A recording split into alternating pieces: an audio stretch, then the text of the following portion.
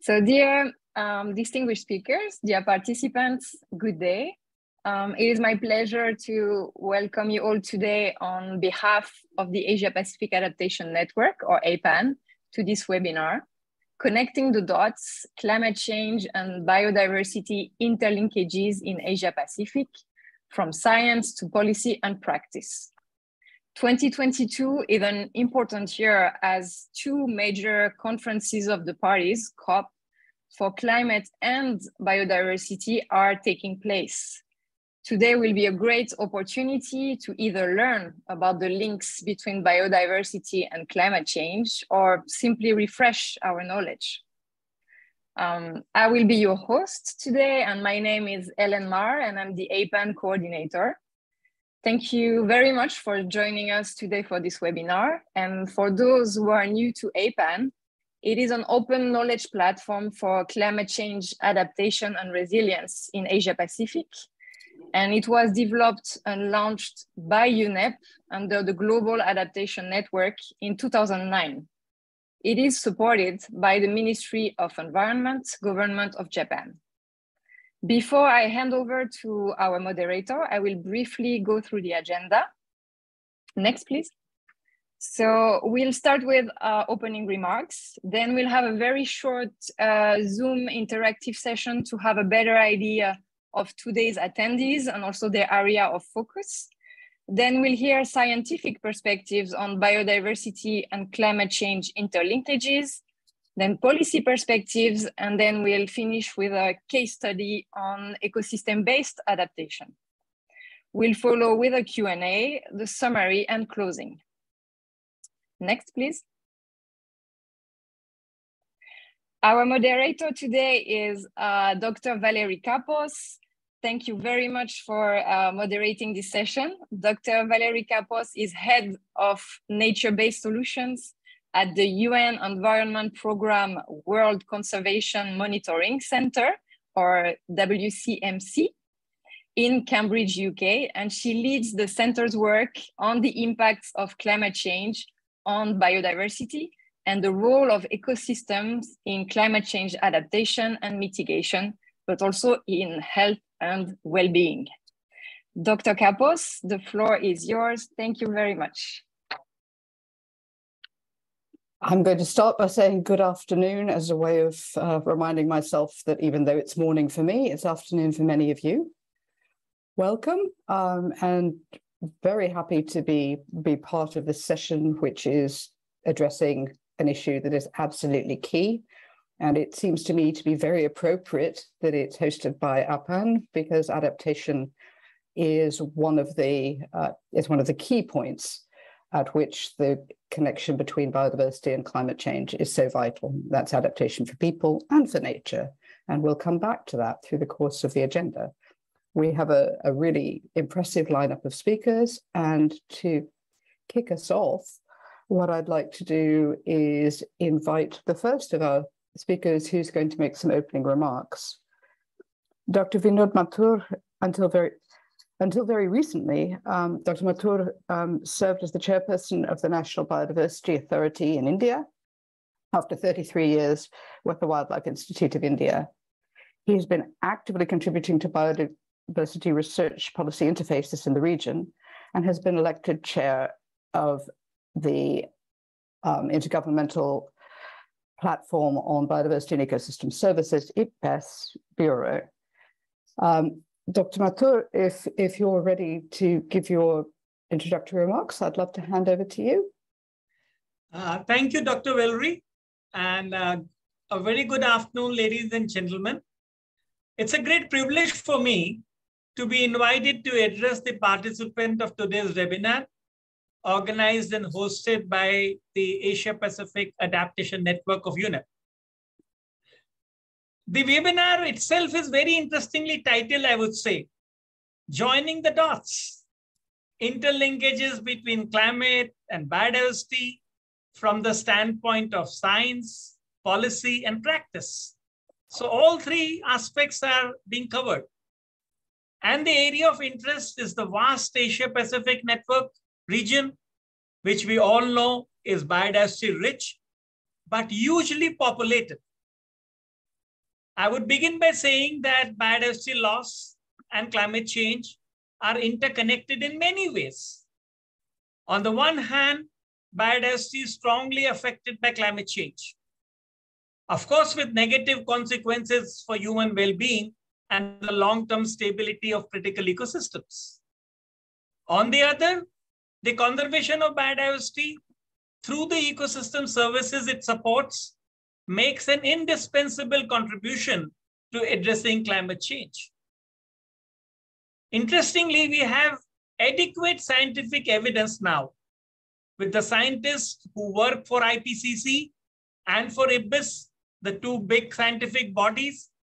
And this evidence suggests that limiting the global average temperature increase to 1.5 degrees C above the pre-industrial levels as compared to a 2-degree rise or higher will reduce risk to biodiversity, ecosystems, food systems, water, and above all, human livelihoods. But I would also like to draw your attention to the fact that land use change may result in increased greenhouse gas emissions, reduction in sequestration potential, biodiversity loss, and a loss in resiliency of ecosystem, compromising their adaptation capacities. So these are real dangers. Already nearly 23% of the human greenhouse gas emissions, they come from where? Agriculture, forestry, and other types of land use. So I would say, is it not ironical that despite the high potential contribution, the land-based sequestration efforts have received less than 3% of the climate finances? And I think this is a scenario which we need to change.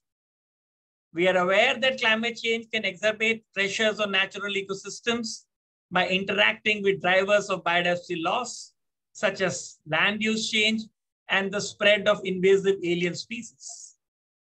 It is therefore very important to address the effects of climate change in the context of interacting drivers of biodiversity loss and the ecosystem degradation and the resilience and ability to respond to the impacts of climate change. Biodiversity and ecosystems play an important role in strengthening the global response to climate change and at the same time delivering multiple benefits.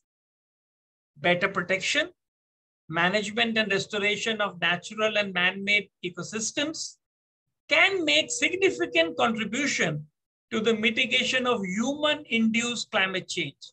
And I think this is an area which brings all of us together and we need to work very strongly.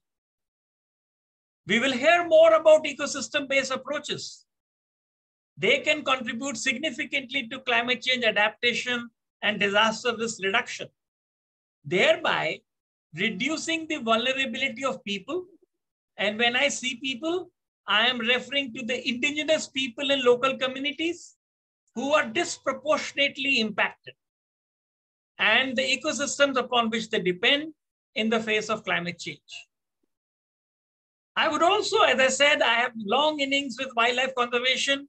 I want to draw your attention to both the protected areas as well as the other effective area-based conservation measures, or OECMs as we call them, because these two entities, along with the ecosystem restoration processes, are important tools for climate change adaptation and mitigation as they conserve biodiversity, ecosystems, and their functions and services.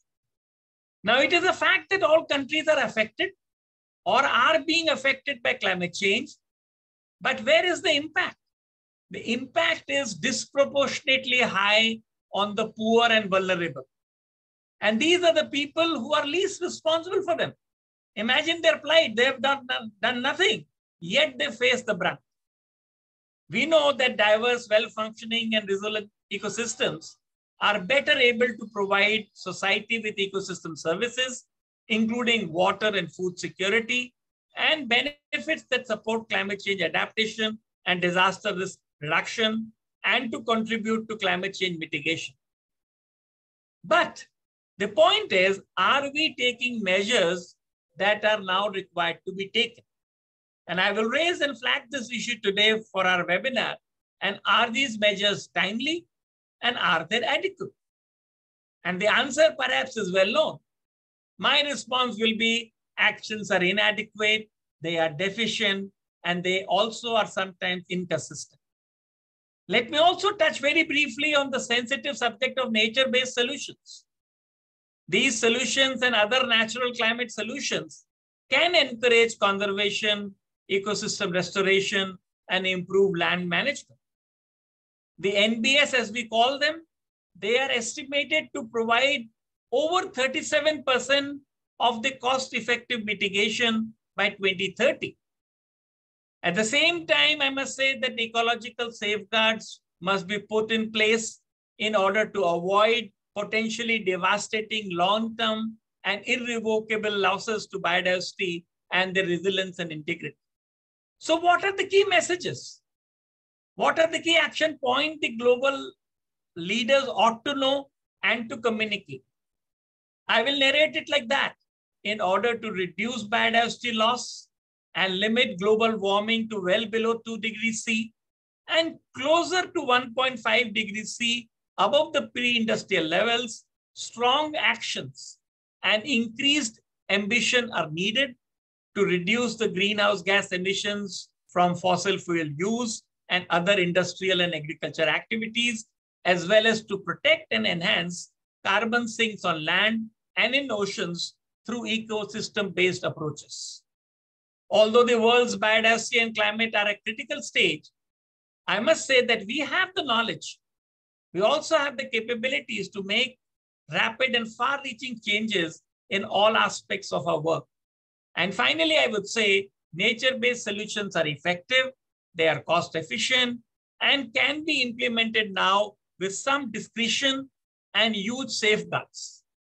They are essential components in the collective effort to address the inseparable crisis of biodiversity loss and climate change. Lastly, I will say, I always feel that in conservation science, there is not much scope or need for being dramatic to draw the attention of policymaker or a community. But sometimes it helps to make some noises, which I'm going to do in 30 seconds. The first one is every half a degree change in global temperature matters significantly for humanity. Mind my words, not the only one I'm saying it, but every half a degree change in global temperature matters significantly for humanity. If the global temperature goes up by half from 1.5 to 2 degrees, ecological transformation of global terrestrial land area will be doubled. What else will happen? 4% of plant species at 1.5 degree compared to 8% at 2 degrees. So just double. 8% of vertebrates affected versus 16% affected at 2 degrees.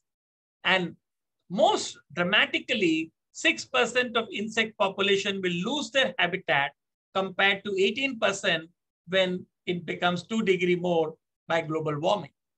So these are very difficult scenarios and everyone wishes that they may not happen or should not happen.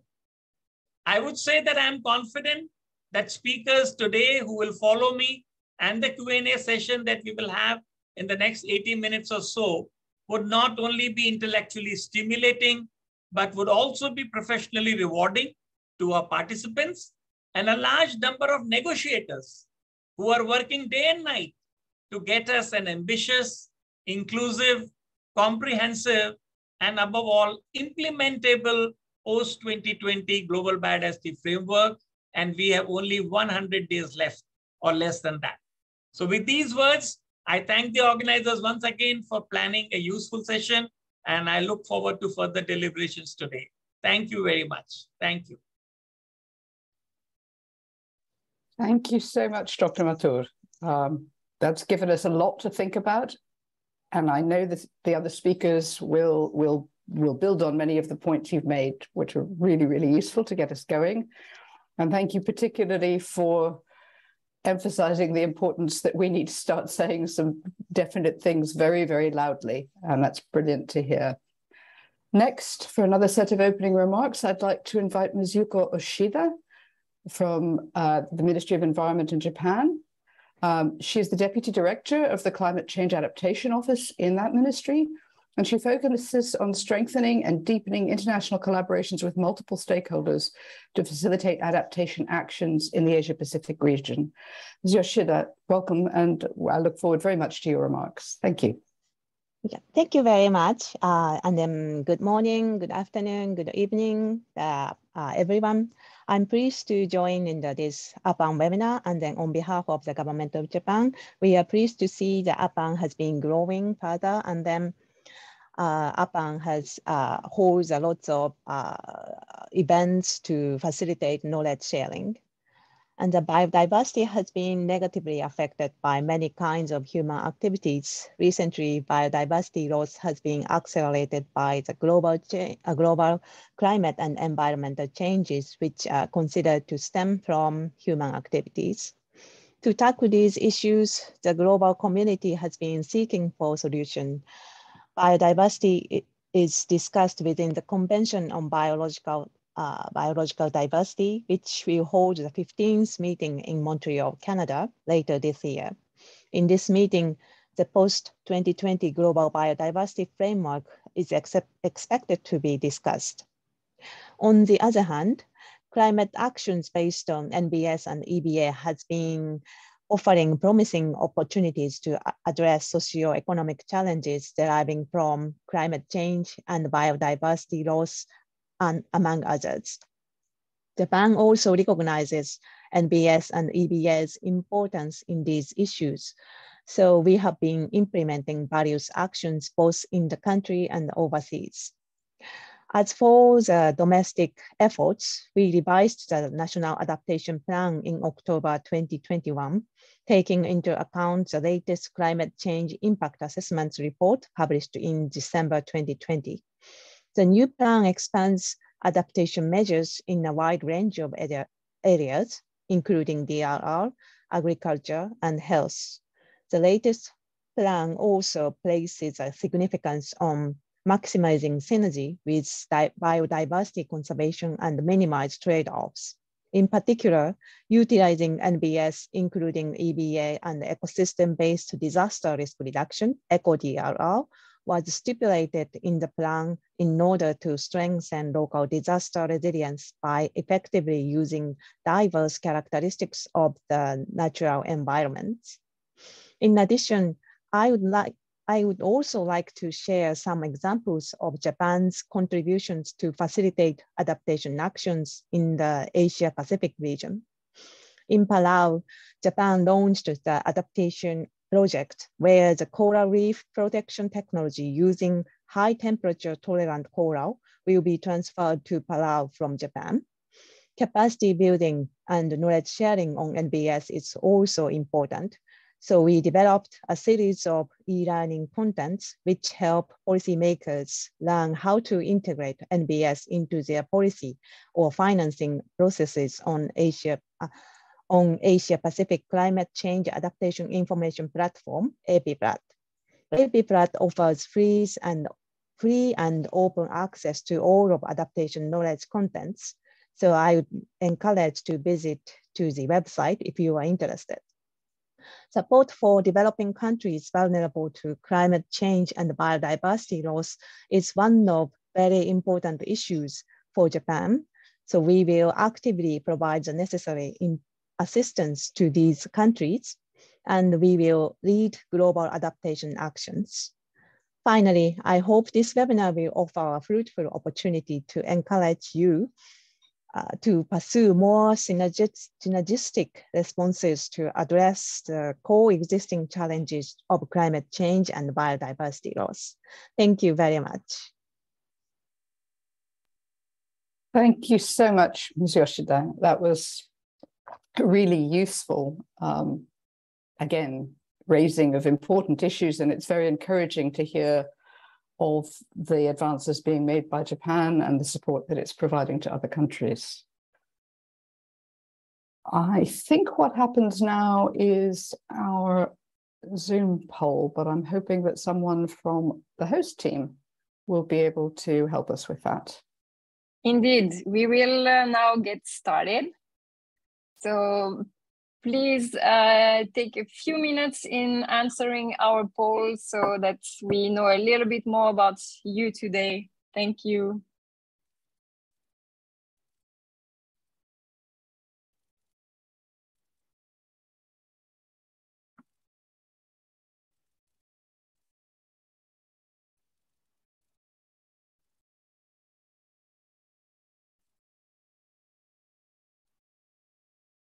Okay, we will provide maybe a minute.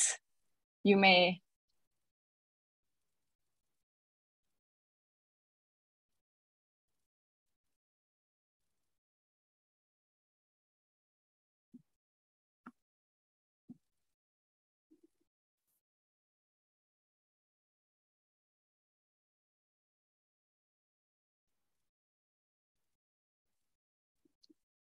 Okay, another maybe 30 seconds, and then we'll be ending the poll.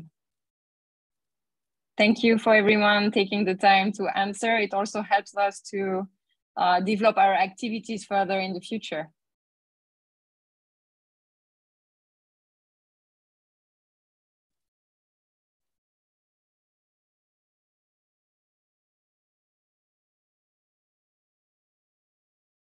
Great.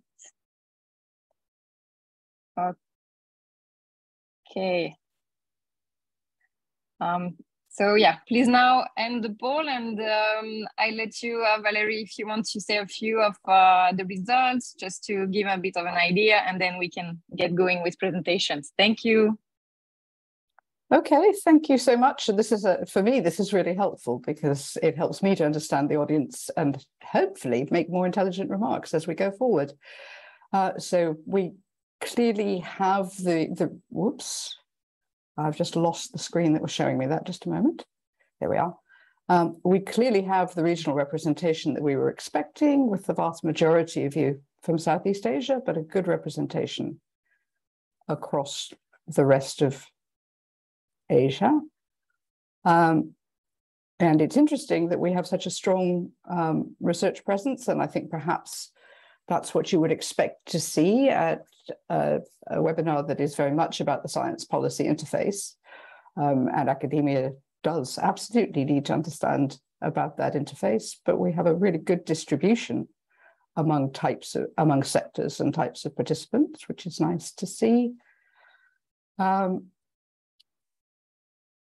we see also that we have an audience which is pretty familiar with biodiversity issues, and that's one of the interesting things that I find in what I do at the on working at this at the science policy interface on these issues, is that it's often very easy to talk to biodiversity aware audiences, and sometimes less easy to talk to those audiences that focus most on climate change. So it's nice to see that we have an audience which is partly expert, but partly very much looking for more familiarity with these issues. And that is really good to see. And I hope that will mean that it generates some very important questions for us to address. And again, on the linkages between biodiversity and climate change, it looks like we have scope to increase people's knowledge, which is good because we shouldn't be talking to ourselves. And the policy synergies, it seems like people also feel they have something to learn. And likewise on nature-based solutions and ecosystem-based adaptation.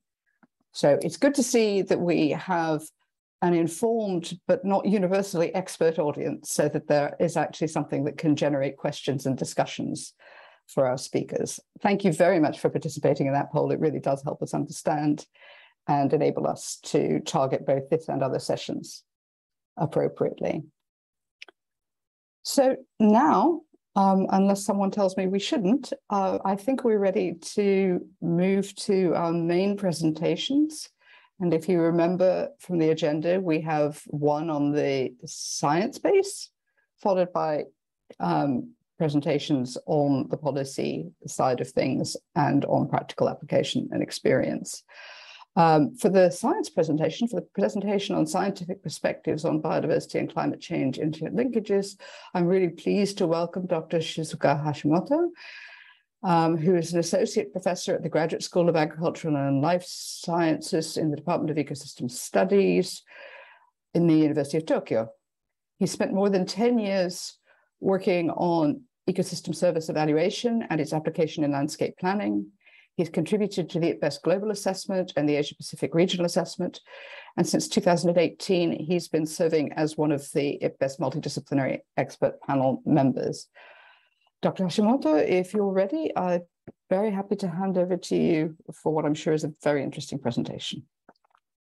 Thank you very much, Dr. Kapos, for giving me the floor. Can you hear me now? All right, okay. It's my great pleasure to deliver a presentation here in front of distinguished guests. My name is Shizuka Hashimoto. I'm an associate professor at the University of Tokyo.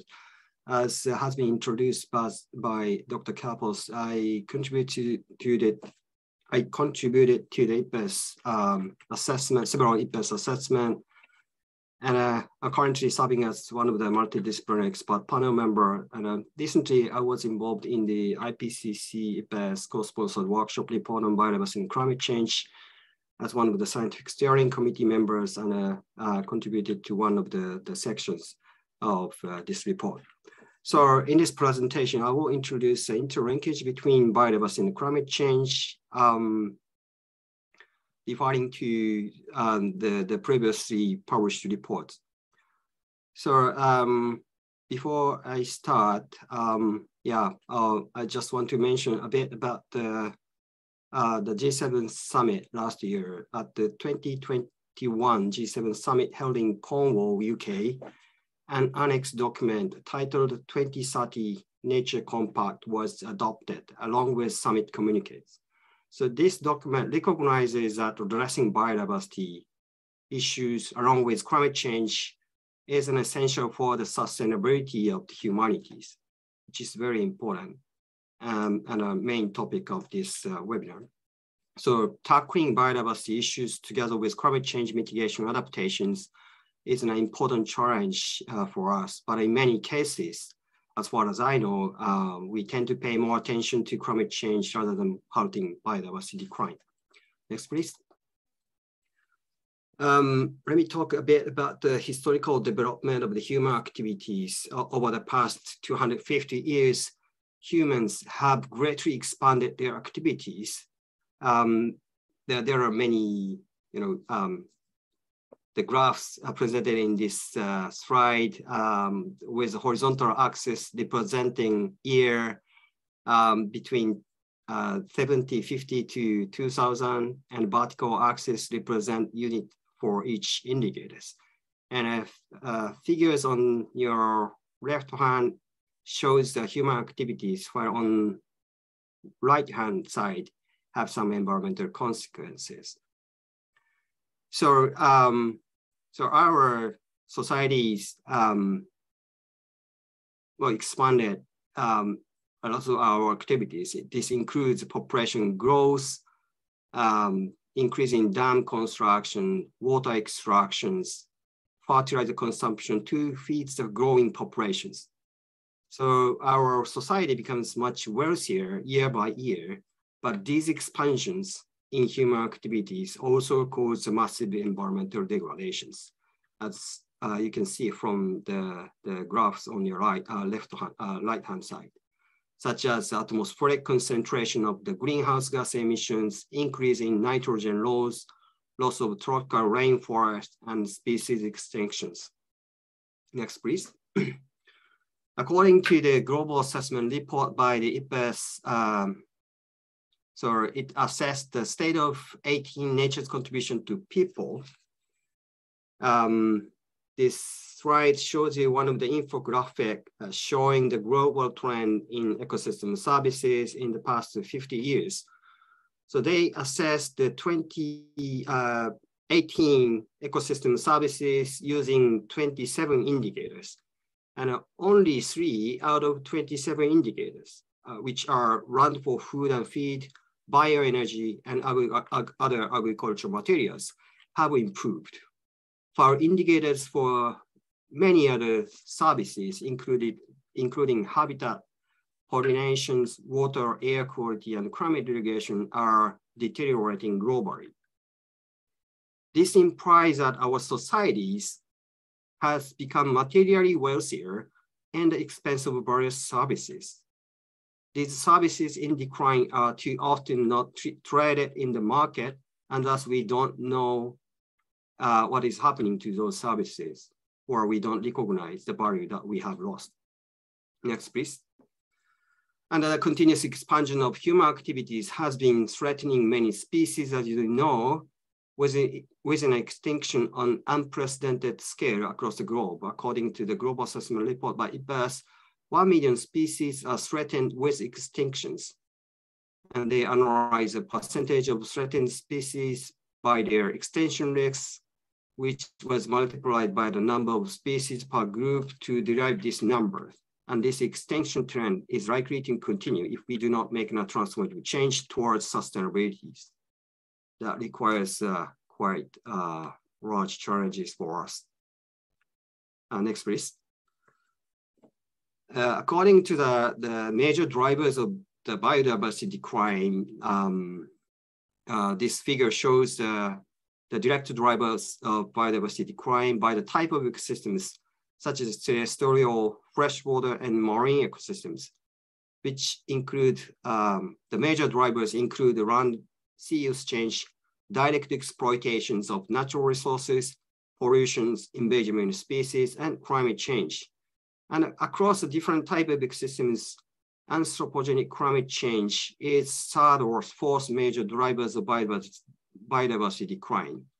And also it is widely recognized that the impact of climate change will continue to increase into the future if we fail to meet the climate target.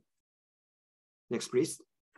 The situation is similar to for the Asia Pacific regions. This figure demonstrates the level of influence of direct drivers on various ecosystems in the Asia Pacific region and their confidence levels. Similar to the global trend in the Asia Pacific region, climate change has been increasing its impact on biodiversity decline across multiple ecosystem types, along with other direct drivers of changes such as land use change, direct exploitation, and invasive species. Next, please. The climate change will affect biodiversity, as already mentioned in the previous slide. Biodiversity also affects climate change. For example, the mitigations through carbon sequestration by forest. And also biodiversity help adapt to climate change by, for example, ecosystem-based disaster risk reductions and green infrastructures. So controlling climate change and protecting biodiversities are interdependent. Thus, solving climate change requires consideration of biodiversity and vice versa. Next, please. One of the striking evidence presented by the IPBES global assessment was that meeting climate target will not necessarily result in halting the biodiversity decline. This figure shows the implication of 3 distinct future scenarios based on their modeling exercises. They explored how the different development trajectories up to 2050 could impact biodiversity, provisioning, and regulating services. The 3 scenarios examined in this exercise were a global sustainability scenario, and regional competition scenario, and economic optimism scenario, each of which was a combination of different level of socioeconomic and climate assumptions based on SSPs and RCPs. And of the 3 scenarios, the global sustainability scenario shown as a green color on your left-hand side is one of the most sustainable scenarios globally in terms of climate change. It was designed to meet 1.5 to 2.0 degree climate goals.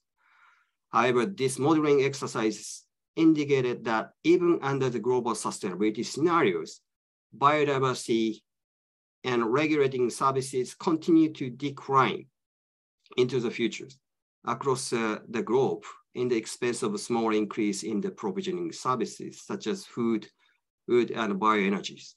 Thus, this figure shows that the sub-regional result of the modeling exercises for 3 scenarios, and a different color of the bar shows a trend of the biodiversity and provisioning and regulating services. So basically, biodiversity and regulating services decline in expense of the increase in provisioning services. Next, please. Last year, IPBES and IPCC jointly published a workshop report on the nexus between climate change and biodiversity. And it was the first effort between 2 organizations to compile the state-of-the-art knowledge on the climate and biodiversity nexus and garnered wide attentions. And this report indicated that measures that focus only on climate change mitigations and adaptation may have negative effect on biodiversity. The figure in this slide shows how the measures for climate change mitigation affect biodiversity conservation measures. So if there are synergies between 2 measures, the 2 measures are connected with the blue line and red line for the measures with trade-off effect. So there are many climate change mitigation measures that could have negative effect on biodiversity, which include large-scale monoculture of trees and bioenergy crops, planting trees in ecosystems that were not originally forest, deforestation with non-native species, wind power, hydropower, mega solar power plants installations for nuclear power, renewable energy productions. The mining of resources for renewable energy technologies are the well-known measures that could have negative impact on biodiversity. Next, please. On the other hand, the report also indicated that many biodiversity conservation measures are compatible with climate change measures. So this includes protected areas, nature restoration for increased carbon sequestrations, ecosystem management for conservation purposes, and reduced per capita consumption, dietary changes, and sustainable use of natural resources. Next, please. Next, please. Thank you. One of the key measures indicated in this report that can produce co-benefit for climate change and biodiversity is the use of nature-based solutions. Nature-based solutions can be defined as actions to protect, sustainably manage, and restore natural or modified ecosystems that address societal challenges while providing human well-being and biodiversity benefit. This is an umbrella term that covers ecosystem restoration, issue-specific ecosystem-related approaches, infrastructure-related approaches, ecosystem-based management approaches, and ecosystem protection approaches shown in this table. So you are familiar with many of the components of the nature-based solutions. And the report presented that nature-based solution can be more effective if it is implemented through long-term and systematic approach in combination with an ambitious reduction in anthropogenic greenhouse gas emissions. That's a bit conditional message, but it's highlighting the importance of implementing nature-based solutions along with greenhouse gas emission reduction. Next, please. So there is an increasing recognition that we cannot reverse biodiversity decline if we focus only on conventional approaches such as protected areas, nature restoration, and protection of endangered species. IPBES Global Assessment and following CBD's Global Biodiversity Outlook 5 both stress the importance of cross-sectoral efforts to bend the curve of biodiversity decline and to achieve nature-positive futures, which means a need to work on climate change, reducing other direct drivers of changes such as direct exploitation pollutions, invasive species, as well as sustainable production and consumptions. So this cannot be achieved by the effort of the Ministry of the Environment alone. We need a concerted effort to multiple ministries and sectors. We need more coordinations to better harmonize the addressing the climate change and biodiversity nexus. This is the end of my presentation. Thank you very much for your attention. Thank you so much, Dr. Hashimoto. That was a very information-filled presentation, and it was actually a super nice summary of the IPCC report. It was really good to hear all of that in one place. Thank you very much, and thank you particularly for making the point about cross-sectoral action, which I'm sure Matthias will come back to in the policy presentation. Can I ask very briefly whether we have any questions of clarification for Dr. Hashimoto? I think we want to leave the wider-ranging discussion until the significant time for Q&A that we have and discussion that we have at the end of the session. But if anyone has a question very specifically on to clarify, I could take that, or we can move on. Sorry, Hélène, you wanted to come in. Yes, Valerie. No, so at this moment, there is nothing specific for Dr. Hashimoto, but just to remind everyone, please, if you can feel free to use the Q&A box, and then we'll come back to questions a little bit later. Thank you. We can move on. Okay, excellent. Thanks very much. So moving then from the science base to the policy side of this science policy interface, I'd like to welcome Matthias Bertram, who is an advisor for, I'm not even going to attempt to explain the whole of the Deutsche Gesellschaft for GIZ.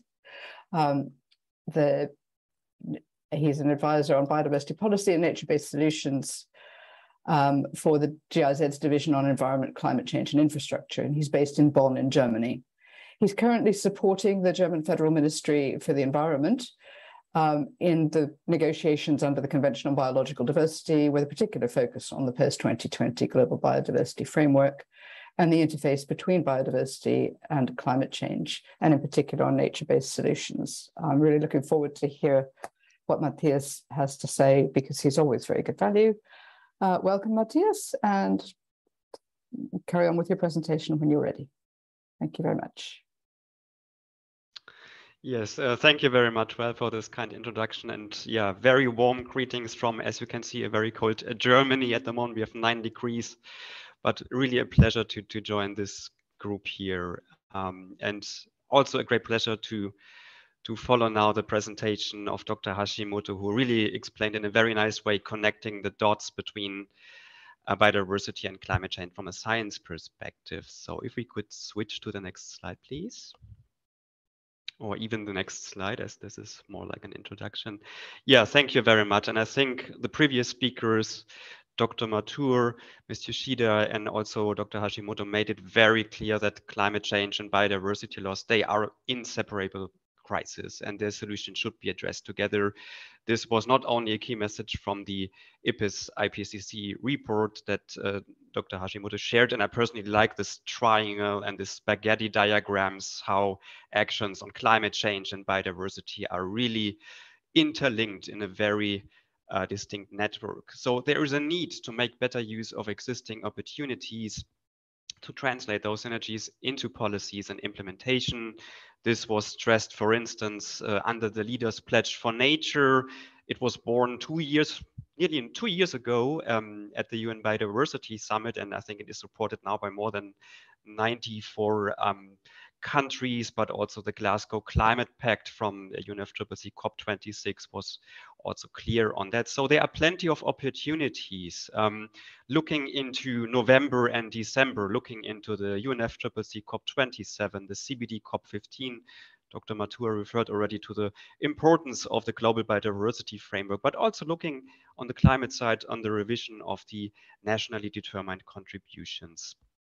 So there's potential to jointly implement actions connecting the dots by using an ecosystems perspective. And it was stressed already that nature-based solutions play a key role in that. And they have already been included recently in the UNCCD COP15 decision on synergy. So this is really a promising development. And approaches like ecosystem-based adaptation, they are closely interlinked with nature-based solutions. And it is key also to look into governance and finance mechanisms, since time is running out, and Dr. Mathur mentioned very nicely, every half degree or even less matters for the future and has strong impacts. Next slide, please.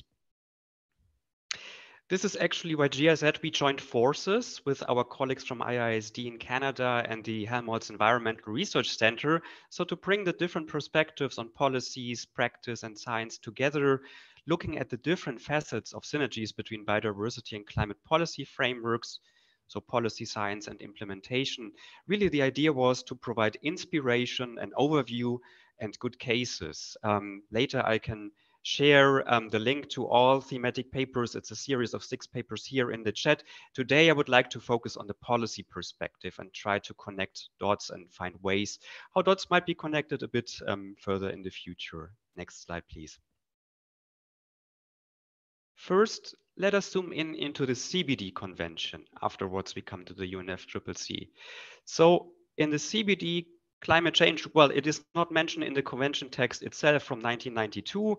It's been 30 years ago, but impacts and response measures, they have been progressively addressed in the CBD since the COP5 in 2000. And just remember, COPs under CBD are every 2 years, in contrast to the UNFCCC, where they are every year. So there are several COP decisions that integrate climate change as a cross-cutting item into the various CBD thematic work programs on marine and coastal biodiversity, inland waters, mountains, agriculture, biodiversity. And there's a significant body of knowledge on interlinkages and policies implications, which has been accumulated in a series of various technical reports since early 2000. Next slide, please. And I would like to showcase some of the most important ones. Well, at COP5 in Kenya, climate change was already an issue, and this really kickstarted the setup of technical working groups, so-called ARTECs, working on biodiversity and climate change in 2001 and 2008. And those ARTECs developed a series of technical reports how to integrate biodiversity into the UNFCCC, how to promote integration of biodiversity also in the Kyoto Protocol, so mainstreaming biodiversity into the climate agenda. And then also finally, it was possible in 2009 to come up with a definition of ecosystem-based adaptation. I think most of you are very aware of this definition. It has been coined in 2009 under the CBD and was quickly transferred into the climate community. And a lot of EBA projects have been implemented and are still under implementation right now. Next, please. Then in 2010, it was not only the birth of the Aichi targets under the CBD, but it was also the kickstarting of the promotion of biodiversity considerations into the UNFCCC RED discussions. And it was also the start of the Rio Convention pavilions, a hub, a space to bring the 3 conventions together to find a space of exchange. And this led ultimately in 2016 at the COP13 in Mexico to the launch of 2 very important synthesis reports, one of ecosystem-based approaches for adaptation, also known as EBA, and ecosystem-based approaches for disaster risk reduction, also known as ECO-DRR. And I think Ms. Yoshida also referred to ECO-DRR already in her presentation, but also on ecosystem-based mitigation, which is closely linked to the RED Plus discussion. Finally, at the COP14, it was possible to kickstart the voluntary guidelines for ecosystem-based approaches for adaptation and disaster risk reduction, and very important with clear principles and safeguards. Dr. Mathur referred to the importance of safeguards also in the NBS discussion. This was addressed in this document, and also the Sharm el-Sheikh to Kunming action agenda clearly addresses the need for promoting nature-based solutions. 2020 was very important. It was the kickstart of the Leaders Pledge for Nature, which I referred to already, to scale up nature-based solutions in land and sea, but also the High Ambition Coalition for Nature and People, comprising more than 100 countries united under the idea to protect at least 30% of the land and ocean, which is a practical example for connecting the dots. And then, of course, we are looking forward to the end of this year, the second half of the CBD COP15, hosted by Canada, chaired by China, where we hope to agree on an ambitious global biodiversity framework and also on hopefully language on nature-based solutions and ecosystem-based approaches, still heavily debated. So this is the picture under the CBD, lots of experience to build on. Now, looking on the next slide under the UNFCCC, there the situation was a little bit different according to our assessment. In the past, there was less willingness to integrate biodiversity into the UNFCCC, with one exception, which is forests and land use under the REDD+ and LULUCF and FOLO discussion. This was closely linked to the Kyoto Protocol and the Clean Development Mechanism. However, there were early concerns that those mechanisms will provide more incentives for planting monoculture plantations instead of conserving forest ecosystems. So this always was a concern. And this is also why, luckily, the Warsaw Framework for REDD+ addressed biodiversity loss by safeguards. And the Cancun safeguards for REDD+, they have clear biodiversity safeguards. The picture changed a little bit with the Paris Agreement, because this recognized the crucial role of ensuring the integrity and resilience of all ecosystems. It's clearly part of the agreement text and the protection of biodiversity. And I think most of us know by now more than 66% of the nationally determined contributions, they refer to ecosystem-oriented measures, nature-based solutions, ecosystem-based approaches in the one or the other way. And also several knowledge products have been set up under the Nairobi Work Program, which is very active on those interlinkages and is a very important knowledge to action hub. And probably most of you know the adaptation knowledge portal. And they have also set up 2 years ago an expert group on biodiversity and climate change.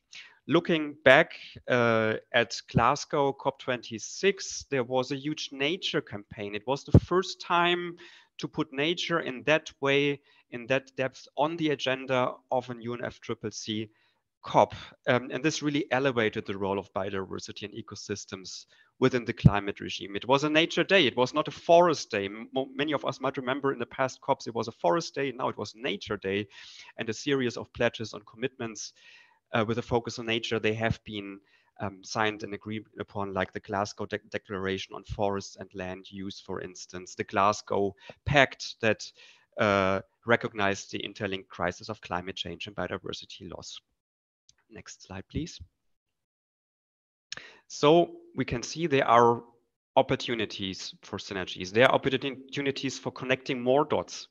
So there is growing momentum thanks to several international initiatives. I already referred to the Leaders Pledge for Nature, the High Ambition Coalition, but also other initiatives like the Natural Climate Solutions Alliance by WEF and World Business Council for Sustainable Development, the upcoming CBD negotiations under the COP15. They are really crucial to adopt the global biodiversity framework, but there's also another decision on biodiversity and climate change. And afterwards, of course, the nationally biodiversity strategies and actions plans need to be revised and adapted. So this is really a big opportunity.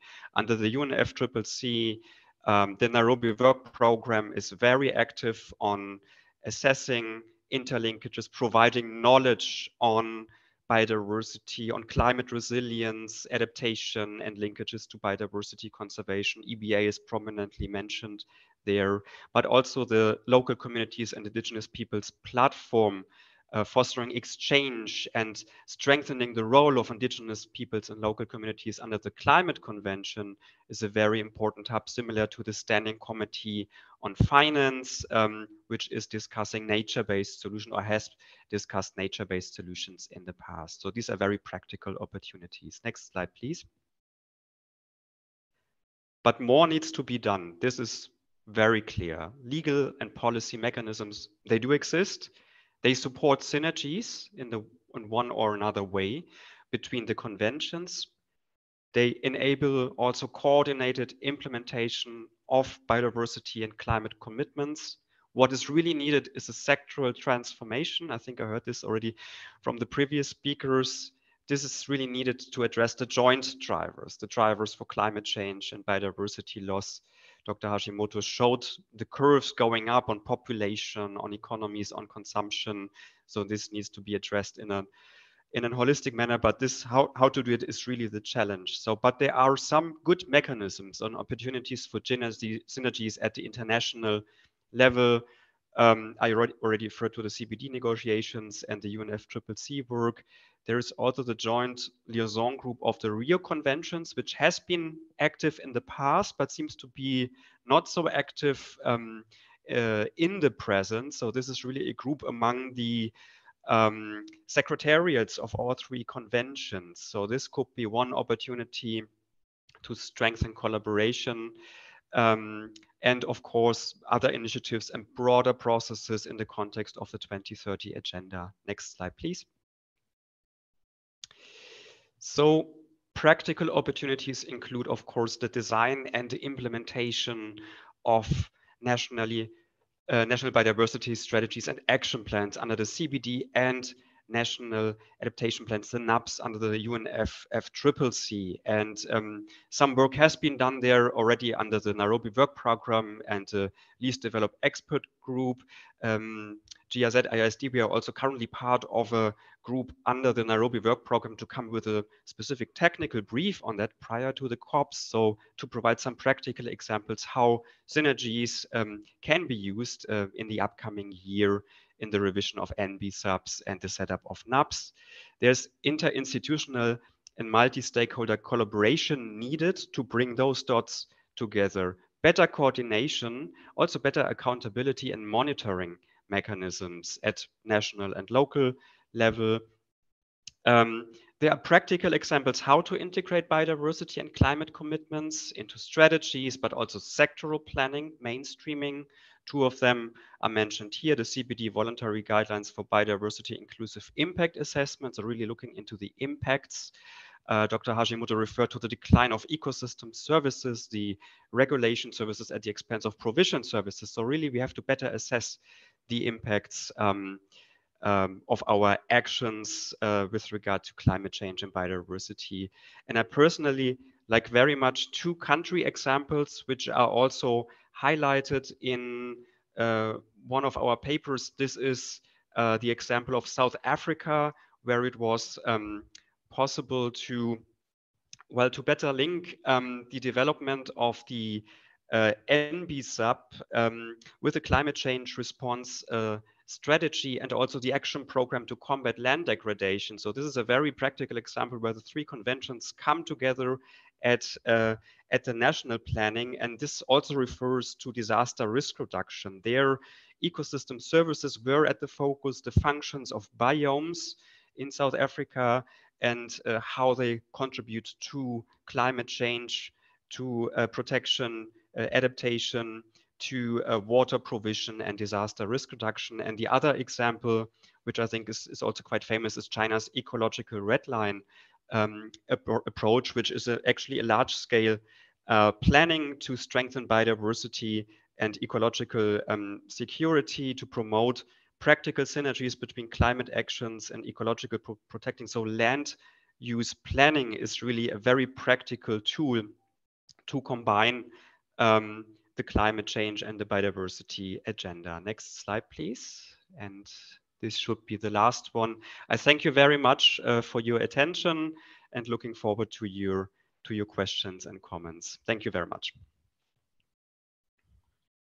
Thank you very much, Matthias. That was a wonderful summary of lots of things that have been happening internationally and their implications for national level adoption and policy development.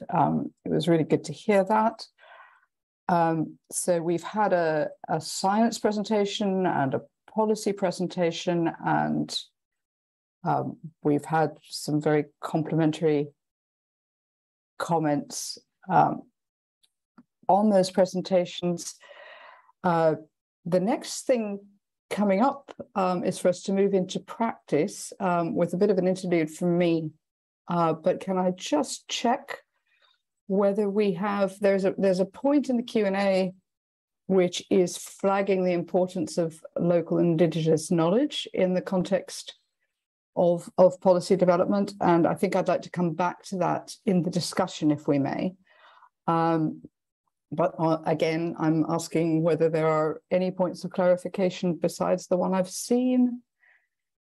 And no, it's not, okay, we can, yeah. That's fine. And if not, I will go ahead and introduce myself. Well, I've been introduced already, but I've been asked as we move into the question, or as we move into the practical application of some of these things we've been discussing, to touch briefly on the relationship between nature-based solutions and ecosystem-based adaptation, because we've heard about those from pretty much every speaker so far. They should be familiar concepts, but I'm going to skate through just a few slides to remind you about that relationship and help, again, I think, to contextualize our discussion going forward. If I could have the first slide, please. So we've heard, as I say, from all speakers, pretty much about nature-based solutions, and from most of our speakers, many of our speakers, there's also been a mention of ecosystem-based adaptation. The two concepts are entirely complementary, but there are a couple of things that I want to raise. The first of which is that under the UN Environment Assembly, we have now finally an internationally agreed definition of nature-based solutions as being actions to protect, conserve, restore, sustainably use and manage natural or modified terrestrial, freshwater, coastal and marine ecosystems to address social, economic and environmental challenges, while simultaneously providing benefits for human well-being, ecosystem services, resilience, and biodiversity. So the fact that that has been internationally agreed has, I think, made it much easier for us to take forward discussions and advance practice and scale up efforts around nature-based solutions. And this is entirely consistent with the Convention on Biological Diversity's definition of ecosystem-based adaptation. The use of biodiversity, which we heard from Matthias just now, the use of biodiversity and ecosystem services as part of an overall adaptation strategy to help people adapt to the adverse effects of climate change. That's from the 2009 agreement in CBD. The UNEA resolution passed just earlier this year. So it's very exciting to see these concepts growing and pervading the international policy landscape. Could I have the next slide, please? I wanted just a little bit to pull apart that ecosystem-based adaptation definition to think about what it really means in practical terms. And we see it as having three key elements. First, that it's very much about helping people adapt to climate change. And we run into often confusions about the question of helping biodiversity adapt to climate change and adaptation in conservation action, and the importance of helping people adapt to climate change. Again, the two are vitally linked, and in particular, recognizing people's dependencies on ecosystems when we think about vulnerability to climate change is critical. But therefore, we really need to think about how action reduces social and environmental vulnerability and how it generates societal benefits. Secondly, ecosystem-based adaptation makes active use of biodiversity and ecosystem services. And so this connects us to the restoring, maintaining, or improvement of ecosystem health. Again, that's totally consistent with the nature-based solutions definition. And finally, that ecosystem-based adaptation is part of an overall adaptation strategy. And that's important for two reasons. One, to make sure that it's actually supported by policies at multiple levels and integrated widely. And secondly, that it supports equitable governance and enhances capacity. We need, therefore, for EBA and for nature-based solutions to be thinking about safeguards and standards that ensure quality and sustainability in relation to the above criteria, and make sure that we take account and respect the rights of local communities and indigenous peoples, and indeed incorporate the immense amount of knowledge that they have to contribute in this area. And we'll hear about that from our next speaker, and promote local leadership and empowerment, which will also come up. There's also an increasing emphasis on promoting gender-responsive design, implementation, and monitoring for EBA and nature-based solutions more broadly. And yet again, emphasizing that positive impact on biodiversity is a crucial criterion. And the next slide, please.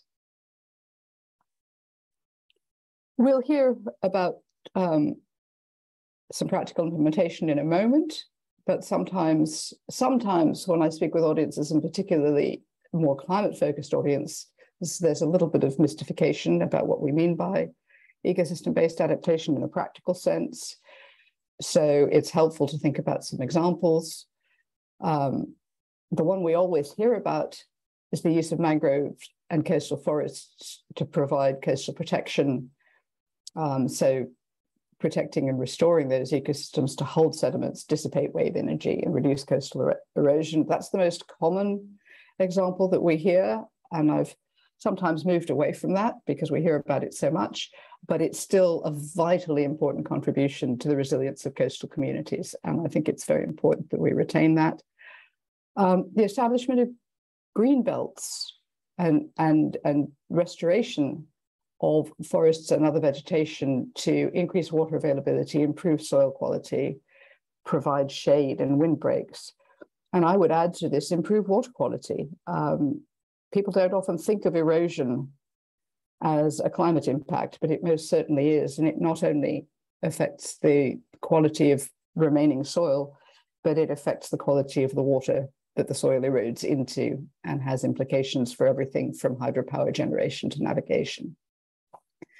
Strengthening community management for conserving high mountain forests and grasslands and supporting farmers' livelihoods, again, contributes to hydrological services, but also to provisioning services and the ability of local communities to survive in a changing climate. So ecosystem-based adaptation and other types of nature-based solutions are increasingly being applied around the world to address societal challenges. And the really good thing is that means that there's a growing evidence base for their effectiveness. And that evidence base is still patchy. And I think that would be one of my messages to the group as a whole, is to think very hard about how what we're doing in practice and in research can contribute to that evidence base. And the next slide is a set of useful resources which you'll be able to refer back to later. So I think in that case, I guess I thank myself for giving a few remarks to situate these discussions around nature-based solutions and ecosystem-based adaptation. And now I'd like to lead on to our next speaker, who will take us further still into the realms of practice. I'd like to introduce Dr. Yiqing Song. So perhaps there we are, there she is, who is the founder of the Farmer Seed Network. Dr. Yiqing Song obtained her PhD at Wageningen University in the Netherlands, and after that joined the Chinese Academy of Sciences. She founded the the Farmer Seed Network in 2013, and later joined UNEP's International Ecosystem Management Partnership, UNEP IEMP, as a program leader. Her expertise focuses on biodiversity, sustainable livelihoods, and the integration of community and ecosystem-based climate change adaptation. She's also been researching on the Indigenous people and communities' roles in climate change resilience and sustainable development policies in China and other developing countries. I'm really looking forward to hearing what she has to tell us about her activities. Dr. Yiqing? Hi. Hello, can you see me? Yes. Okay. Yeah. Good morning, good afternoon, and good evening for all of you. Yes, I'm very, very happy to have this opportunity to share our experience. And then great thanks to the organizers, APAN and the IED. IED is an organization we have working on EBA and community-led EBA for the past almost 6 years. So thanks for all the previous speakers. I have learned a lot. And my talk is more about how to connect the dots. Yes, I hope that the actions, adaptation actions, and the voice at the grassroots level and the community's voice could be heard, could be seen and heard more widely. Because I really think that this practical level, the grassroots levels, the communities, they are playing crucial roles in climate change adaptation and biodiversity conservation. I'm here representing Pharmacy Network as well as IEP, UNEP in China. Next. Okay, why 2 organizations? Actually, this is a slide I hope to give a little explanation. First of all, on the left side, you will see that this is the our approach framework where both organizations are following, following the NUC's approach to address the interlinked issues between climate change, ecosystems, and communities' livelihood. With this, we're trying to address the complex interlinked issues at community levels, because we all know that for communities at the grassroots level, no matter climate change and biodiversity and poverty, they are all livelihood complex adaptation issues for them. They need to facing those issues every day and adopt it every day. So we are not only follow the same approach, more important, we're trying to implementing and piloting community-led ecosystem, eco-based adaptation project across China and beyond. With this approach, we are working in 45 communities in China, and then to address different issues. Next. Next. Okay. First of all, I would like to give you a little bit idea that the whole Pharmacy Network, as the chairperson already mentioned a little bit, we are starting in China Academy of Science in 2000. But in 2013, we established the platform Pharmacy Network, formally started. Why? The whole purpose is trying to make the linkage. We realize there's a gap, there's a missing dots. We need to make the linkage to facilitate the different levels for core actions. Next. Next, okay. This is what I mentioned. With this Pharmacy Network platforms working together with UNEP, IEP, we managed to working in different ecosystems, climate vulnerable ones. We're starting in mountain ecosystems. I will give a little story later, and the dryland ecosystem. And then recent years also covering coastal ecosystems. Here in the map, in the right side, you can see that those are the communities we are working with. The major mechanism and tools we're working with those communities is community seed bank, because we do think that community seed bank is a common space for community governing, for them to working together for conserve and manage their common asset, like water, seed, forest, and for collective action are very important. And this is very popular and by the different communities in different ecosystems, and they grab it and take it very quickly in the last few years in China. Next one. Okay, how we actually doing with those communities? I would like to emphasize the first things we're doing is seed registration. Actually, because the seed is a very important base for all the communities, no matter mountain or other communities.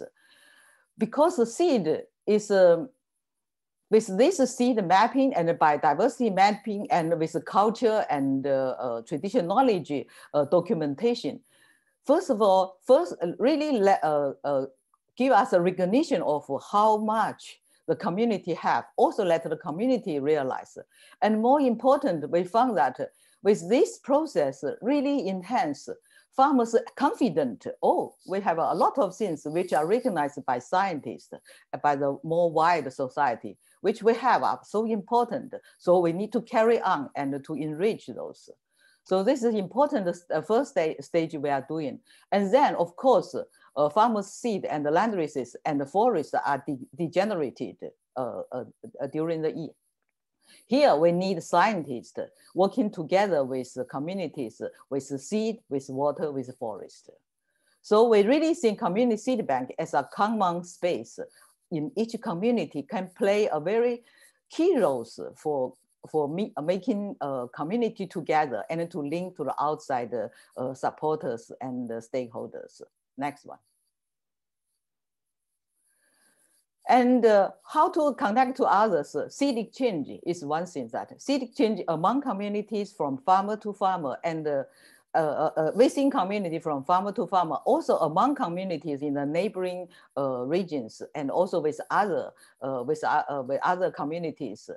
With a seed exchange and also with technical exchange, knowledge exchange, cultural value exchange with others.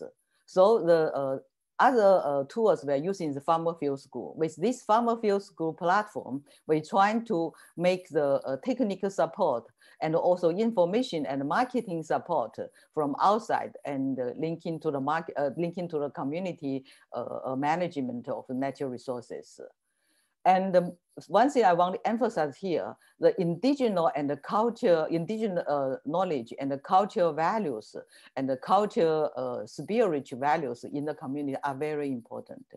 We need to give sufficient recognition and support and documentation of those together with the biodiversity and the seed they have, because this is a whole bioculture systems. It's not separated. With this, they evaluate with nature, with the whole evolution process and adapting to changes all those years. Next one. Okay, this is the first story. I'm trying to give you a few stories. This is the first stories. We are working with 4 community coalitions in the upstream of Yangtze River, in Yunnan, in southwest Yunnan, quite near Tibet. So you may all know the 3 paralyzed rivers in Yunnan. This is the areas, the 4 communities are located along the Yangtze River. And they share same culture, ethnic culture called the Naxi culture. And there, we're starting with 1 community. And then gradually, they automatically trying to collaborate with from start to 2 to 3 and 4. Now they form into 4 community coalition and trying to working together on natural-based solutions, on climate change adaptations for all the activity, and also trying to working on agro farming and agroecology local product there. So I'm quite proud of these 4 communities. Last year, they also received the biodiversity, international biodiversity story case from the CBD. So they are so happy about that. Next one. Why the very important asset in these communities, in these 4 communities I want to mention is the water. They really have a very wisdoms, ancient water systems in all 4 communities with underground and abground both double systems. with these water systems, they're really dealing with the big drought. You may all know that in the southwest part of China, in the last almost 10 years, there's a continually big spring drought. No, we all know that no spring rain and no sowing, no food. But with these ancient irrigation systems, more importantly, they co-managed with customer loss for all 4 communities. They managed to supply themselves for spring sowing, support the spring sowing. So they are okay with the spring drought, dealing with the spring drought, and also other issues. Next one. The seed is our entry point, as mentioned that. So here, to register the seed, we also need some effort to select and improve seed, like the climate change, the market change, the more need and more interest for farmers to improve their seed, to select the more resilient seed for adaptation and more nutritional seed for their livelihood. So here, the scientists and breeders can come in and working together with them. So this is a place where they can have the collaboration together with others, with scientists and other stakeholders. Next one. Okay, given the time duration, I move to the next ecosystem, which is the coast ecosystem. This is in Guangxi, Sanliang Bay, in the South Sea of China, near not so far from Vietnam and the Taiwan Bay there. Here we started with the community because they are really protecting the dolphin and other coastal biodiversities, but they are facing a crisis among the conservation and the community's livelihood because this is a protected protected areas. So we started a community within the protected areas, trying to link the livelihood, conservation, and adaptation together in these communities. We just started this in the last 3 years. We finished phase 1, and then which is quite popular with the community. We are following up with phase 2. And this is stories also selected as a Satoyama case stories. We'll share with you later. Next one. So this is what we are doing with the communities, with the community kids, how to mapping their diversity, what the ocean diversity they have, what the crisis they are facing, what the options they want for the adaptation for next step. So this is the participatory fishery conservation group, because they also realize that there's a big crisis in the ocean biodiversity around them in their own oceans. Next one. Next one. Okay. Okay. So with this, I want to really emphasize that the most important is make the linkage.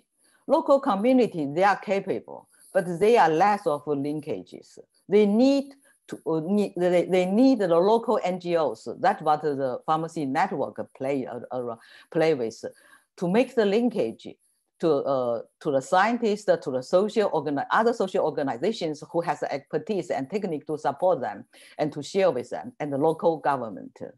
And with making all those linkages, we managed to set up a kind of platform, multiple stakeholder platforms. They can have this gatherings and dialogue and actions together once in a while to exchange. During those process, awareness building for different stakeholders are very important. And they see that this action happened. They see other part of the other partners. And in the process, we also make advocacy, not only for the policy makers, also for the civil societies, for different stakeholders, for more realization awareness. Next one. Okay, the last story I want to share with you is that those actions and those doings we have done in the past 2 decades that really works, especially the seed one. I want to mention here is that the stories in COVID-19 in 2020, that in the spring, the whole country shut down in the springtime. As you all know, that a lot of communities, they don't have a seed because the seed market are corrupt. However, the community we are working with in dryland and in mountain ecosystems, they manage to sow it because they have their own seed. So this is a story we share with UNEP, IEMP, and also IED in the website. So this is really a show that farmers have their own seed, especially with living seed, are very important to build up the community resilient for adaptation, for crisis, and for climate change. Next one. Okay, why? I want to quickly go that. That is why I mentioned the local living seed, because it's not only germ plant sitting in the gene bank. It's living seed in evolution in the field. So it's co-evaluated with the natures. That's why we think that community seed bank and community seed field are very important. Seed as a root and as provide for the local food is a base for communities. This is the reason why it's good to starting with the seed with the communities. Next one. Okay, this is want to mention about seed is not only seed. Seed is linking to the indigenous culture and value. It's really, for the Nashi people, seed is really very, very important link to their culture, because Nashi people said human and nature are brothers. So seed is as a starting of nature that is really worshipped by them in every autumn during the winter, and closely linked to their food. So with those diversified seed, and they manage to have diversified nutrition, local food to support their livelihood. Next one. Okay, and because of the marketing, because the whole world changes, that there's more and more need also from the consumers from cities. So more and more the green transformation and agroecology policy support from the government support the communities. So some communities, based on what they have, the seed, the local species and vegetables, they starting circular farming and agroecologies, linking biogas, vegetable growing, maize growing, and pigs together, and with a circular farming, and get access to the market. The market is not easy. It's starting with restaurant first, and then to bigger consumer group, and gradually and to more and more consumer group and a bigger market, one by one. And these communities even have their collected trademark now, and then to provide more to more consumers and a more quality market now. Next one. Okay, the last part I want to share with you is the policy. Policy is very crucial, as our previous speaker mentioned about. This is the most important part, especially in China. I should say that. So because of the COP, the first part of half of COP was in China last year. So we try very hard to organize 2 pre-COP events for the dialogue between scientists, communities, and NGOs and civil societies together. With these 2 pre-COP events, we have a conclusion that community-based actions are effective, joint effort and the recognition and the support are urgently needed, because we really feel the importance there, but the recognitions and the support are not enough, That's our conclusion. Next one. With this conclusion, we organized a side event in October last year. the first CBD party in China, in Kunming. We managed to organize I think it's one of the, or if it's not the only one, it's one the biggest event that the special one is that more than 200 participants joined in the side event. And more than half are indigenous people and communities from Yunnan and other nearby provinces, jointly to the dialogue for 2 days with scientists and the policymakers, facilitated by local NGOs. So this 4 groups have a fully dialogue in 2 days. And after this, it's more important that we managed to invite the Secretary, Executive Secretary Elizabeth to come to give a speech in person to the community and the group. Community are very, very encouraged to be recognized by the CBD Secretary. So after this, this event this year, we managed to have several follow-up collaborations directly among communities with scientists and with NGOs join the event. So next one. So this is the last one. I'm very, very happy. Thank you for listening to share this this experience with you. Your questions and advice are welcome. Thank you. Thank you so much, Dr. Song. That was a really interesting and fascinating talk. And there's been a lot of interest floating through the Q&A box. Unfortunately, we're running out of time. And so I would encourage participants, I'd hope Dr. Song could look at the Q&A box and provide a few answers to the very specific questions that are in there around local government support for seed banks and a couple of other questions. I think it remains now for me to thank our speakers. We really don't have much time for Q&A from the audience, I think. So I was going to just thank our speakers for doing such a good job across the spectrum from science to policy to action, of connecting the dots around the two inseparable crises of climate change and biodiversity loss, which need to be linked through, need to be addressed through linked action.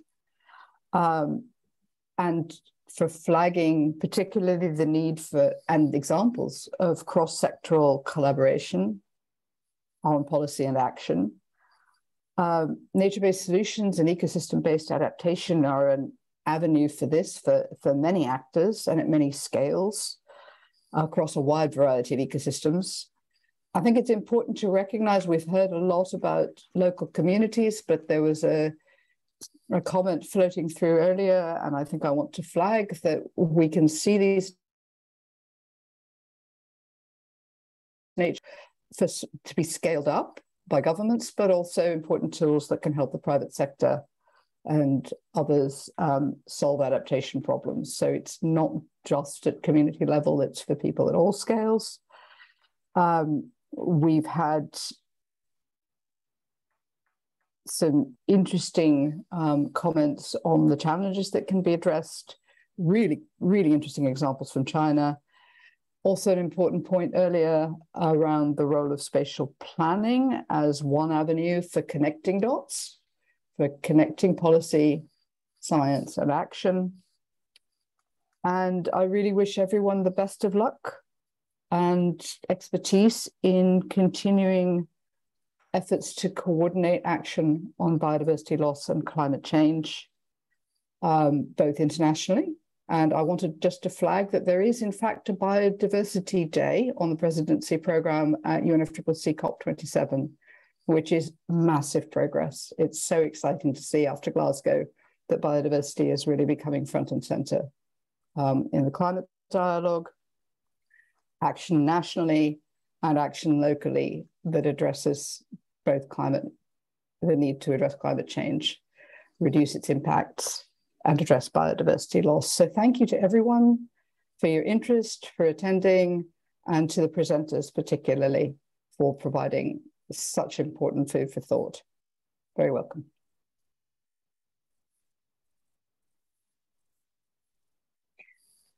Yes, thank you. Thank you, everyone. Thank you, Valerie. And again, we were a little bit sorry we ran out of time. I think it happens quite often with webinars. We get carried away. So unfortunately, no time for questions today, but I encourage you all maybe to get in touch directly with some of the speakers, and we'll be also sharing references and presentations. So you will be able to, you know, get back on all this precious information and knowledge that was shared today. So thank you again, and we hope to have another webinar with you all soon. And thank you to all the speakers. Thank you very much, Valerie. It was great. All my closing remarks now have gone all over the place, but thank you, and apologies for the delay. Thank you, everyone, and bye-bye.